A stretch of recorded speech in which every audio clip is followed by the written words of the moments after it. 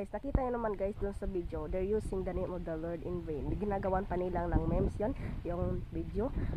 Sabi nga sa Leviticus chapter 19 verse 12, huwag mo gamitin ang pangalan ng Panginoon mong Diyos sa walang saysay. Ako ang Panginoon.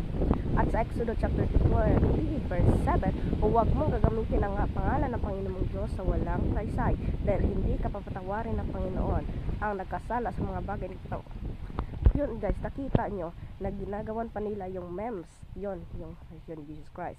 Yun nga, nakikita nyo naman siguro, kada Semana Santa gumagawa sila ng isang nakagalingan ng tradisyon na may magaganap na siya ang Isos na pas mapapacrucify sa cross, dahil sabi daw ng ilahan makapagpatanggal daw yan ng kasalanan.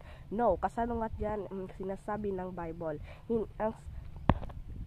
Hindi nakapagpatanggal ng kasalanan ang pagpapacrucify at pagpapasakit natin na kagaya ng Panginoong Hesus. Dahil sabi nga ng Panginoong Hesus sa Bible, it is finished, tetelestai, paid in full. Hindi na po natin kailangan kagaya ng Panginoong Hesus. Hindi kayo magluhod mula sa pintuan ng simbahan papunta sa altar. The salvation of the gift of us from the Lord, binigay ng Diyos ang salvation free. Hindi na natin kailangan na pakahirap na, dahil kung paghihirapan muna natin na mag-gain ng salvation, that's not a gift.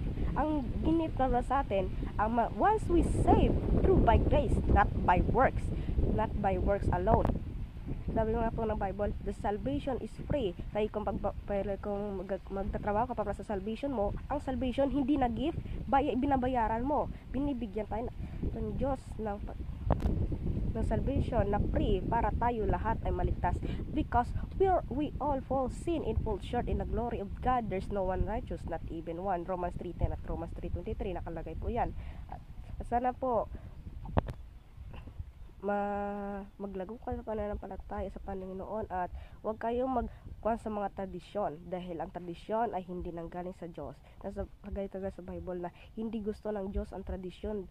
Sabi nga sa Bible, mabuti kayong magtupad ng mga utos ng tao, pero utos ng Diyos di tinutupad. Ang utos ng Diyos ginagawang utos ng pang tao, pero ang utos ng tao ginagawang utos ng mga kapal. Yun lang, I hope that can help. Hanggang sa sunod, Jane Villar, God bless all.